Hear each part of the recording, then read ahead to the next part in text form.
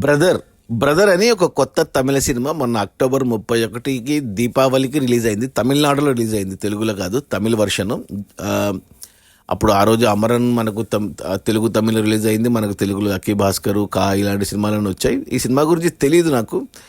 ఇప్పుడు వచ్చేసి థియేటర్లో రన్ కంప్లీట్ అయిపోయింది సినిమా. ఇప్పుడు నవంబర్ 29 నుంచి జీ5లో స్ట్రీమ్ అవుతుంది తమిళ్లో. అలాగే వాళ్ళు తెలుగు డబ్ చేసి కూడా పెట్టారనమాట. సో ఇప్పుడు సినిమాలు ఏం లేక పుష్ప 2 తర్వాత సినిమాలు ఏం లేవు కాబట్టి చూడడం జరిగింది ఈ సినిమాను. జీ5లో తెలుగులో ఉంది కాబట్టి చూశాను. అందులో హీరో ఒక్కటే తెలుసు నాకు, జయం రవి ఉన్నాడని తెలుసు. సో అందుకు చూశాను. చూస్తే జయం రవి అంటే తెలుసు కదా, మన తెలుగు ఫ్యామిలీనే, తమిళ్లో హీరో.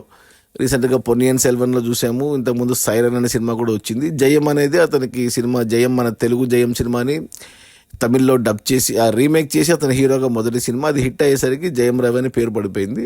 అన్ని సినిమాలు అతని బ్రదరు, ఎవరు ఆయన పేరు ఏదో ఉంది, అతనే డైరెక్ట్ చేస్తాడు, రాజా ఏదో ఉంది. వాళ్ళ ఫాదర్ ఎడిటర్ మోహన్ అంటే చాలామందికి తెలిసే ఉంటుంది.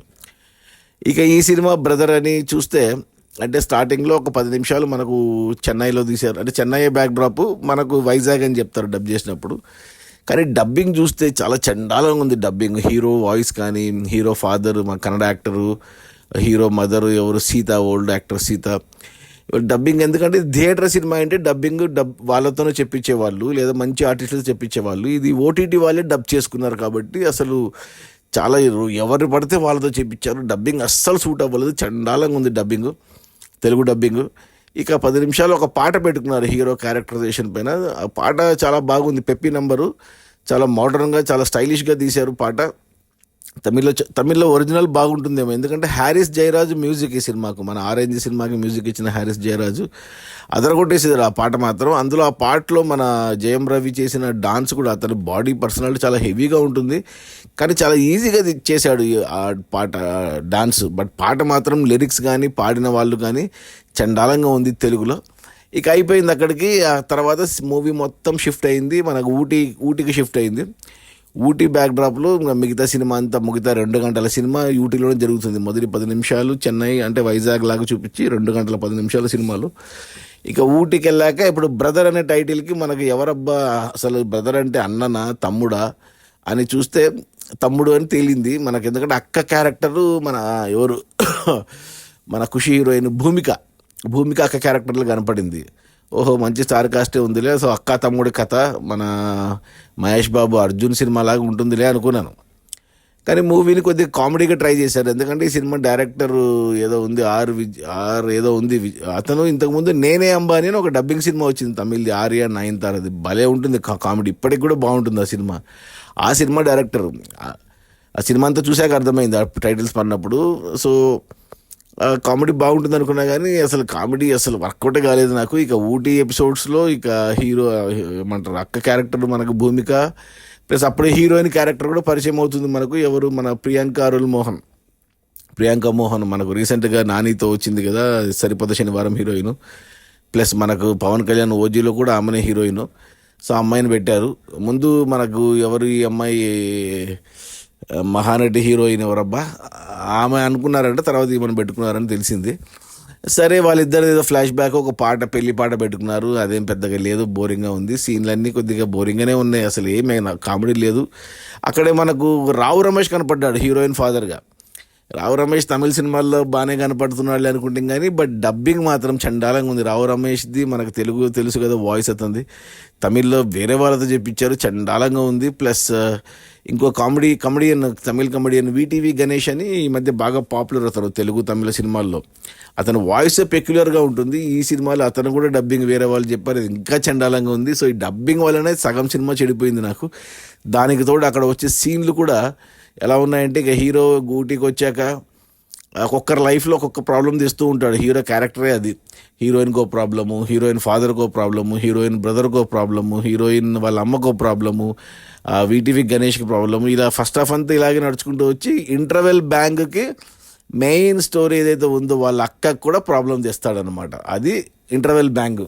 ఇంకా సో అక్క లైఫ్లో ప్రాబ్లం వస్తుంది తమ్ముడి వల్ల, అది ఇంటర్వెల్ బ్యాంక్ ఇచ్చాడు. సరేలే ఓకేలే, ఏదో జీ5లోనే కదా, ఓటీటీనే కదా, ఏదోలే అనుకున్నాను. కానీ ఇక సెకండ్ హాఫ్ ఉంది, ఇంకా మరి ఇంకా టార్చర్ ఎక్కువైంది. సెకండ్ హాఫ్ అయితే దారుణంగా ఉంది. సెకండ్ హాఫ్లో హీరోకి ఒక చిన్న ఏదో ఫ్లాష్ బ్యాక్ లాంటి స్టోరీ ఏదో పెట్టుకున్నారు.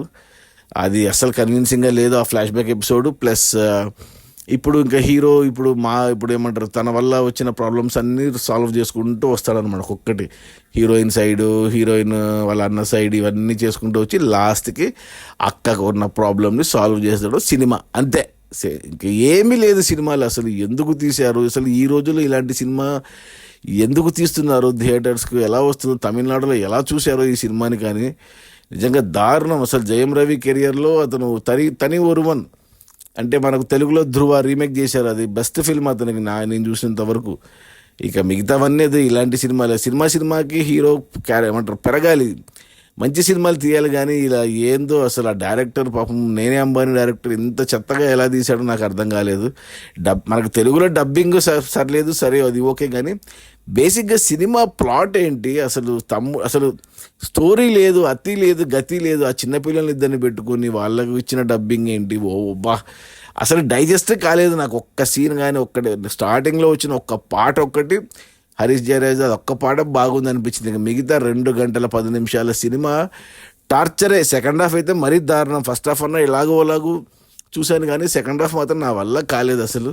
అదృష్టానికి సెకండ్ హాఫ్లో పాటలు ఏం పెట్టుకోలేదు, ఏదో ఒక క్లైమాక్స్ ఏదో చిన్న ఫైట్ పెట్టుకున్నారు. కానీ దానికి తోడు స్టోరీ ఎవరో ఒకరు నరేట్ చేస్తుంటారు. మరి తమిళ్లో ఎవరన్నా మంచి ఏమంటారు పెద్ద ఫేమస్ వాళ్ళు నరేట్ చేశారేమో తెలియదు, తెలుగులో డబ్బింగ్ పెట్టారు కాబట్టి అది కూడా తేలిపోయింది.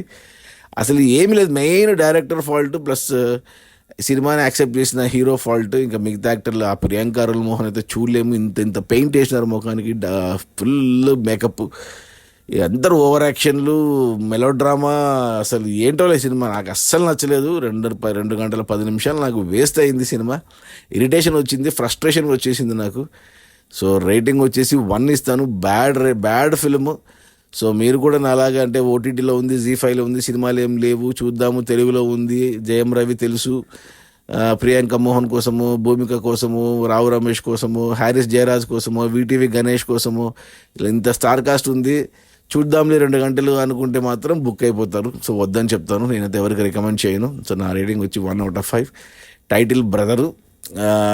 వద్దు, దూరంగా ఉండండి ఈ సినిమాకు అందరూ. Okay, bye.